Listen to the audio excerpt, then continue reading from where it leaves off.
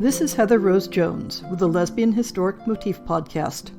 This weekly podcast looks at lesbian themes in history and literature and historic research into gender and sexuality. We talk about current historical fiction with queer female characters, including fantastic versions of the past, and have interviews with authors who write those stories.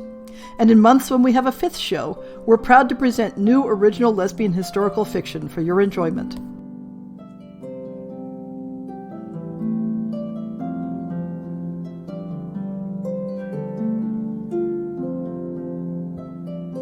I needed a breather from recording and editing new episodes this month, so I'm reprising a series of episodes on poetry about love between women. If you've been a podcast listener from the very beginning, I hope you enjoyed them just as much as you did the first time. And if this is the first time you've heard these episodes, you have a real treat coming. Today, I'd like to talk about two related themes in medieval literature: love poetry and relationships and romances. Now keep in mind that when we use the word romance to talk about genres of medieval literature, it doesn't mean stories centering around a specific love relationship, as it does in modern use, but rather stories of heroic adventure and courtly deeds that have love as one of several themes. Medieval romances usually included fantastic elements and otherworldly settings, so we can't interpret them as representing actual historic behaviors and cultures, but they do give us a glimpse into the beliefs and attitudes of the people who created and listened to the stories. The romance genre arose in the same context as the idea of courtly love as expressed in the songs of the troubadours. The courtly love movement was, in part, a reaction to the stark reality among the upper classes that marriage was a business transaction with nothing of individual attraction or affection. In fact, when the rules of courtly love were written down, they stated baldly that love was impossible between married couples because there could be no love where there was coercion. Instead, one was expected to perform a fiction of romantic desire for a person one could not possess. A fiction of adultery, as it were, where extravagant language and pledges of undying devotion were understood as representing sexual desire without ever being allowed to fulfill it.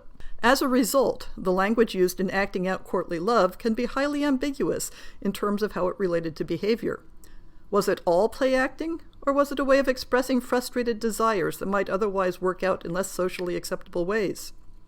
When the language of courtly love appears in poetry or prose to express interactions between men and women, few scholars deny that it was intended to represent actual sexual desire, even if in a formal and stylized manner. But when we find the language of courtly love used between women, there is often a greater hesitancy among scholars to attribute it to actual romantic or erotic attraction between women, as opposed to being mere literary convention. I'm going to look at three works that were written around the 12th and 13th centuries in Western Europe in which the language of romantic love is used between women. The first is a 13th century French romance titled Le Scoffle, or The Kite, referring to the bird and not to the child's toy. The story centers around a young woman's adventures after a man persuades her to elope with him and then abandons her, pretty much for the majority of the remainder of the story. The kite of the story comes in shortly after Alice, our heroine, rides off with Guillaume.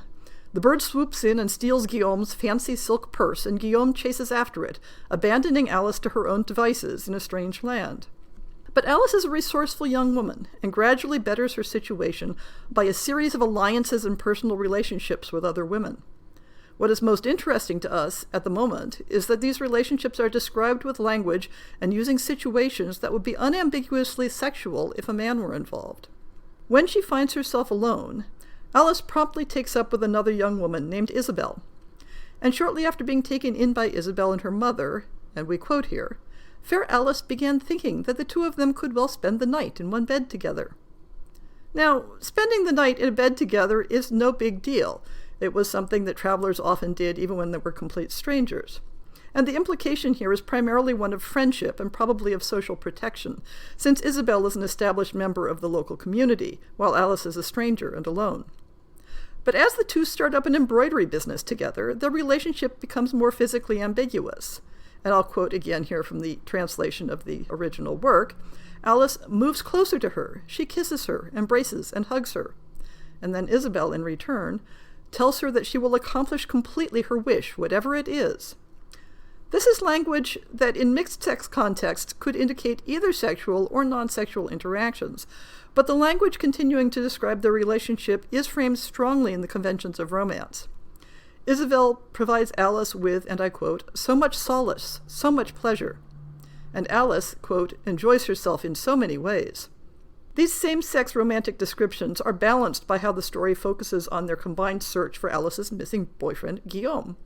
In this quest, Alice encounters two further intimate friendships with women in the story, using the same ambiguously suggestive language about sharing a bed and, in the second case, sharing a friendship that is so close that, and I quote, "they are all one body and soul.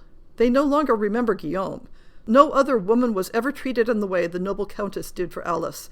She kisses her, and then let other young women kiss her. Then she takes her to relax in her bedroom, holding her with her naked hand." Other medieval romances include episodes of desire between women, but more commonly it is excused by having one of the women be in disguise as a man at the time, such as in the story of Ida and Olaf, or the romance of Tristan de Nantul. In Le Scoffle, there is no such plausible deniability. These are women who know each other to be women, and one can only try to explain away the interactions as using conventional formulaic language that use the forms of romantic love without intending the substance. Or one can believe that they may have used the substance. The same argument has been used in regards to the lyrics of the 13th century troubadourites, or female troubadour, Bières de Romance. The bare facts are that Bières, a woman, wrote a love song addressed to a woman named Maria, using the conventional language of courtly love poetry. Where scholars come into disagreement is the question of what it means. The show notes mention 2 articles that discuss this question from different points of view. Before considering that question, let's take a look at the lyrics themselves. I wish I could recite the original in Provençal, but I've never studied the language and would only make a hash of the pronunciation. Lady Maria, in you merit and distinction, joy and intelligence and perfect beauty, hospitality and honor and distinction, your noble speech and pleasing company, your sweet face and merry disposition, the sweet look and the loving expression that exist in you without pretension, cause me to turn toward you with a pure heart. Thus I pray you, if it please you, that true love and celebration and sweet humility should bring me such relief with you. If it please you, lovely woman, then give me that which most hope and joy promises. For in you lie my desire and my heart, and from you stems all my happiness, and because of you I'm often sighing. And because merit and beauty raise you high above all others, for none surpasses you, I pray you, please, by this which does you honor, don't grant your love to a deceitful suitor. Lovely woman, whom joy and noble speech uplift, and merit, to you my stanzas go, for in you are gaiety and happiness, and all good things one could ask of a woman. Within the genre of troubadour song, the romantic and erotic desire that is expressed is often something of a literary game, composed in the framework of the courtly love genre, where unconsummated desire for an unobtainable beloved was a default trope. But when the sentiments are expressed between a man and a woman, no one questions the sincere underlying emotions. For this work, modern commentary has attracted unique skepticism, with some scholars dismissing it as a mere literary exercise or as an expression of platonic friendship in the language of romantic love, charges which are not used to question the heterosexuality of other authors, or as being the pen name of a male author, which leaves open the question of why a male author would represent love between women.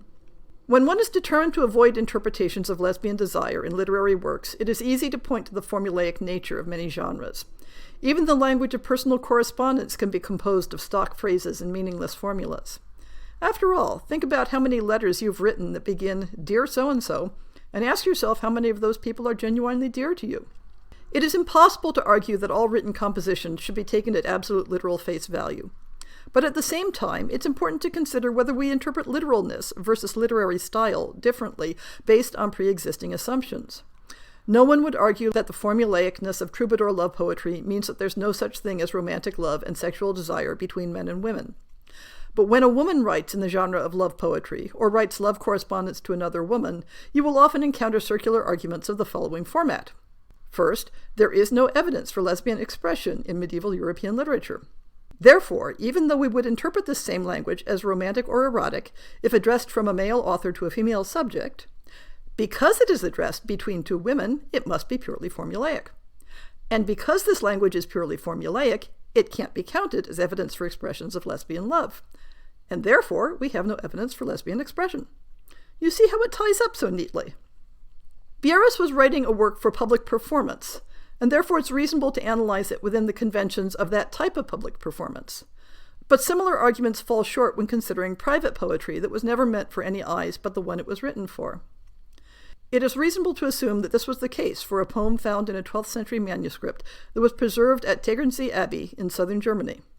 Again, we know little of the context in which this was written, except that it is clearly addressed from one woman to another. The writer laments the absence of her beloved and longs for her return from a journey. Given the context in which the poem was preserved, it is possible that the women were nuns. There are a number of biblical allusions in the poem that would suggest that possibility. This translation is by Anne Matter, whose article on expressions of love between medieval religious women is cited in the show notes. Again, I'd love to be able to present the original so that you could hear the poetry of the sounds as well as the meaning, but I'll take pity on my listeners. The women's names are abbreviated as G and A, so we don't even have that much identity for them, although I'm tempted to go by the most popular German women's names of that era and think of them as Gertrude and Anna. To G, her singular rose. From A, the bonds of precious love. What is my strength that I should bear it? That I should have patience in your absence? Is my strength the strength of stones that I should await your return? I who grieve ceaselessly day and night, like someone who has lost a hand or a foot. Everything pleasant and delightful without you seems like mud underfoot. I shed tears as I used to smile, and my heart is never glad. When I recall the kisses you gave me, and how with tender words you caressed my little breasts, I want to die because I cannot see you. What can I, so wretched, do? Where can I, so miserable, turn? If only my body could be entrusted to the earth until your longed-for return, or if passage could be granted me, as it was to Habakkuk, so that I might come there just once to gaze upon my beloved's face, then I should not care if it were the hour of death itself, for no one has been born in the world so lovely and full of grace, or who so honestly and with such deep affection loves me. I shall therefore not cease to grieve until I deserve to see you again. Well has a wise man said that it is a great sorrow for a man to be without that without which he cannot live. As long as the world stands, you shall never be removed from the core of my being. What more can I say? Come home, sweet love. Prolong your trip no longer. Know that I can bear your absence no longer. Farewell. Remember me. Given the ways in which women's writing, and writing that centers women, has been erased from the historic record, it is a treasure to find literature of this sort. I won't fault scholars for being careful and skeptical about interpreting such material at literal face value, but I will always fault people for placing an extra burden of proof on representations of same-sex love that is not placed on heterosexual expressions. And in the context of the Lesbian Historic Motif Project, the importance of works like this is not whether there was an actual woman named Bierus who loved a woman named Maria, or whether there was a real Gertrude, or whatever her name was, who kissed and caressed Anna's breasts with tender words. The importance is that people in the 12th and 13th century could imagine such things and had language to express them. That some woman, reading about how Alice and Isabel kissed and embraced each other in bed, or listening to the voice of Bierus longing to be given that which most hope and joy promises, might have thought to herself, this is what it means, this feeling I have for the woman I cherish. This is real, and others have felt it too.